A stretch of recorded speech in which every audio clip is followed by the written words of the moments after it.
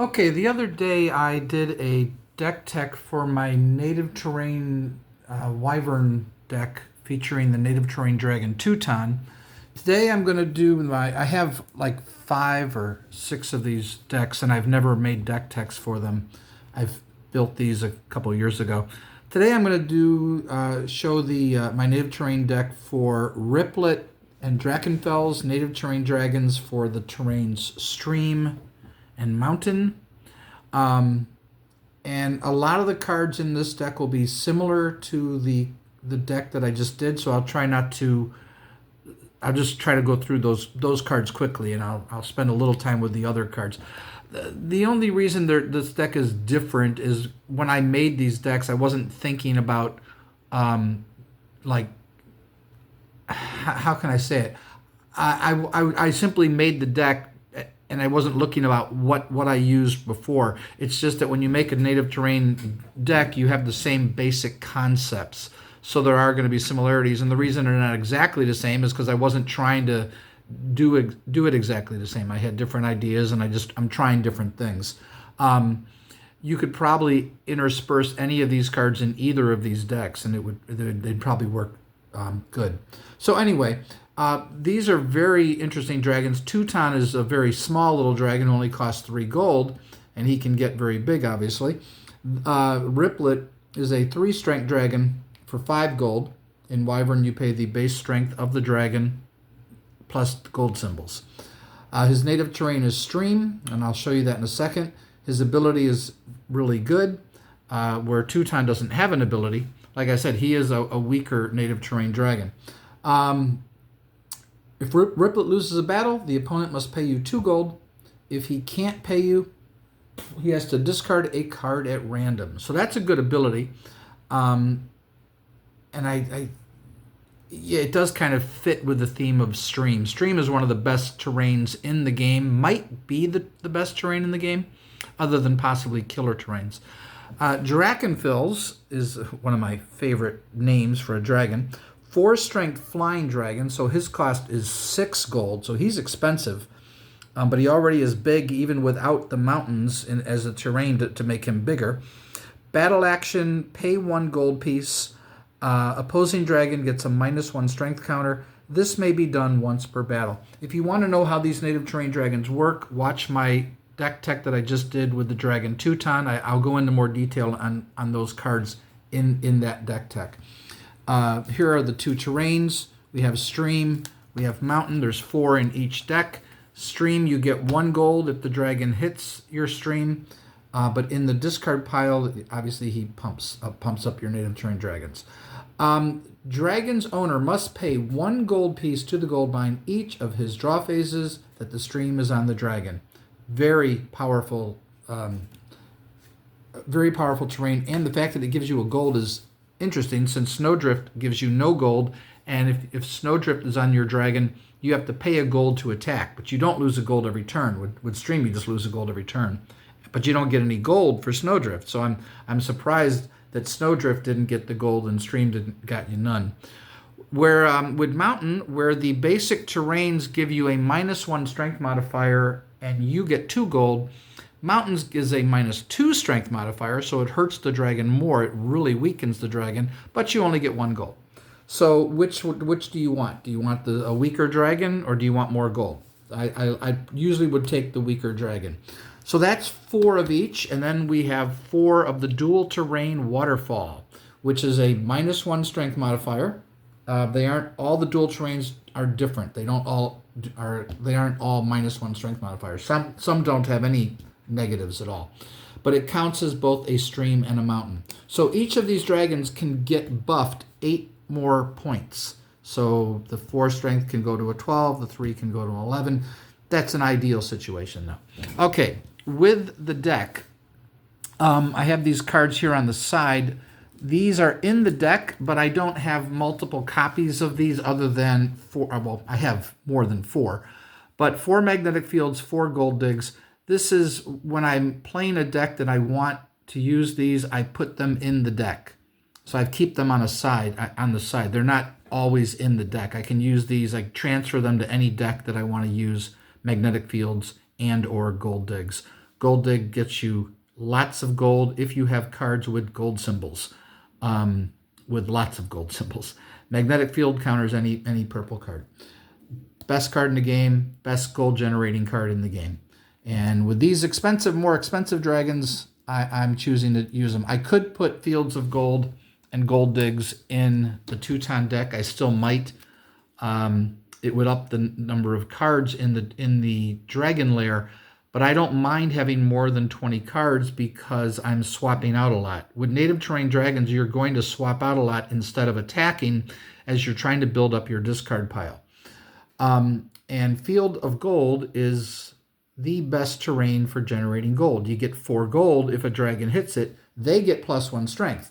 But if you swap this out instead of attacking, and then you play Gold Dig, you get 4 gold because the symbols, you got 4 gold symbols on the card.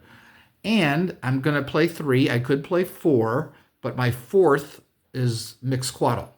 6 gold, swap him out for 6 gold or attack with him. On turn 1, if you attack with him, you'd end up with 19 gold after paying his cost. So you've got a 19 strength flying dragon.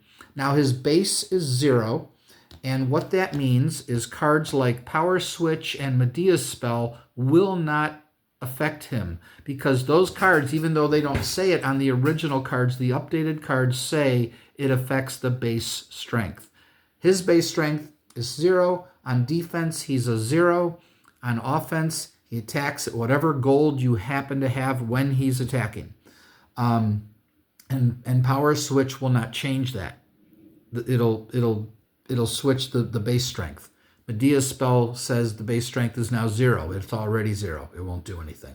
So very dangerous card on offense, but really you want to get 6 gold, 12 gold if you have 2 Gold Digs, 18 if you have 3 Gold Digs in your hand. It's crazy. And lastly, again, these are not currently in the deck, but they will be transferred over. Basilisk is another card that I keep on the side because I don't have a ton of Basilisk cards in my collection. With Basilisk, again, I think there's an updated version of it that you might want to check. There are no winners or losers. When Basilisk hits, both dragons die immediately. You can't play battle action cards. You can't... Does it say no action cards are played in a battle with Basilisk? Okay. Oh, maybe you can't use interceptors. I was going to say you can still intercept the Basilisk, but it says no action cards are played in a battle with Basilisk, and an intercept action is an action card. Does anybody know? I'm guessing that means I cannot intercept Basilisk with an interceptor. I thought I could.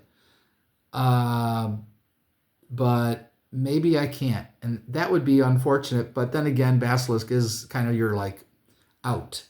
So if anybody has the ruling on that one, I'm not 100% on that, but it says no action cards are played in a battle. The battle hasn't happened yet, though. You're intercepting the attack. So what do you think? I'm curious. But he's in most of my decks. So that's the side cards that will be played in. I might be playing this weekend. We might be playing a game tomorrow, and I'm hoping to play test the Teuton deck that I just put on video and see how it plays. So I'm running 4 scouts in this deck to attack those terrains, of course. Mogre is one of the best scouts in the game. He used to only cost 1 gold. They added 1. And this is the Kingdom. If you have this symbol on the card, that's the updated card. This is the Kingdom set. Those are the cards you want to get. Mogre can potentially take out 2 terrains in 1 turn. Makes him a very dangerous scout. Dragonfly is a really cool scout. For one thing, he's free, but you have to guess if the card you're attacking is going to be a dragon or a terrain. If you guess right, you get 2 gold, which is awesome. If you guess wrong, you lose 2 gold, which, you could say, well, that's what I got to pay for Mogre. 2 gold. So, okay. But I always, when I play this, I always guess dragon unless I really think it's a terrain, because that way, if I hit a dragon, I get 2 gold. I have to fight the dragon. I might die, but at least I got 2 gold. If I hit a terrain, I'm going to lose 2 gold, but I destroyed the terrain. So in either case, I'm getting something. That's why I usually say dragon. If I really think it's a terrain, I'll take the risk. This scout I put in here because he hits he fits the theme of, well, Drachenfels. The scout Tatsu says when he loses a battle, you can put a -1 strength counter on any face-up dragon. That's the main reason I put him in this deck. But he is good if you're playing Golden Apples and Fountains of Youth and Night, which I always play in my native terrain dragon decks. He loses, he doesn't die. I put a -1 counter on your guy. Next time he enters the battle, we can do it again, possibly, and on we can go. So, good scout, worth it in this deck, and really for the theme, though. And this is my favorite scout, one of the best in the game. I think Grendel is the best scout in the game. I was considering, I was thinking about making a video where I rank all the scouts in Wyvern. I don't know if anybody would be interested in a video like that. If you would like me to make a video like that, let me know, and I'll do it. Leave a comment on YouTube, or I'm going to post this on the Wyvern Facebook page as well. So if you hit a terrain, you get a card. Great card. We've been through these. These are all in this deck, just like in the Teuton deck. Lindwurm can lose the battle without dying. Lambton Wurm you can bring back if you've got an empty battle position and you regain a battle position. And if your native terrain dragon dies, or another dragon that you don't want to die dies, you can have Kane-Kua-Ana die instead. So that's good. Can you do this with Basilisk? I'm not sure. There's another question. Can I attack with Basilisk and then have Kane-Kua-Ana die? I don't think so, but maybe. I'm not really sure. So that's the Dragon Lair. There's about 24, 25 cards. I forget exactly the number. All right. Where was I starting this? Okay, we'll go here. So, like I said, 4 golden apples. We've already been through those. Keeps your dragon alive. Going to run 1 Prometheus to, just like in the Teuton deck, same effect. Now this I'm going to put in. I just added these. I looked at this deck today and made a couple changes, and this is one of the changes I made. There is really no cards in this deck to fight with, to win battles with. So this will give me a few options. 2 Power Switch, which affects the base strength. Ignore what it says there, base strength. And 1 Poison Chalice. So that this way I might be, I don't know if this is the right thing to do with these cards or not, but it might be worth it. It's good to use these with scouts. Power Switch and Poison Chalice are great with scouts. So that's the other reason. Going to go with 4 Dragon Slayers, 3 Galahad, 1 Jason. If Dragon Slayers attack the current strength, not the base strength. So if there's a 4 strength dragon in play who has a -1 strength modifier terrain on it, Galahad can't hit him. But Galahad is less than Jason. I prefer Galahad because I really am only trying to take out the big dragons. But sometimes you just want Jason because Jason will kill any dragon. So that's why there's 1. And then 1 Kiss of Lasukube. I don't put this in every deck, but maybe I should. It's just a great card. I think it's in the Teuton deck. All right, I've also added in this deck 4 Interceptors. 2 Seahorse and 2 Apinnicus. Those are base strengths. You intercept the attack. This now counts as a dragon in that row. Its strength is its base strength.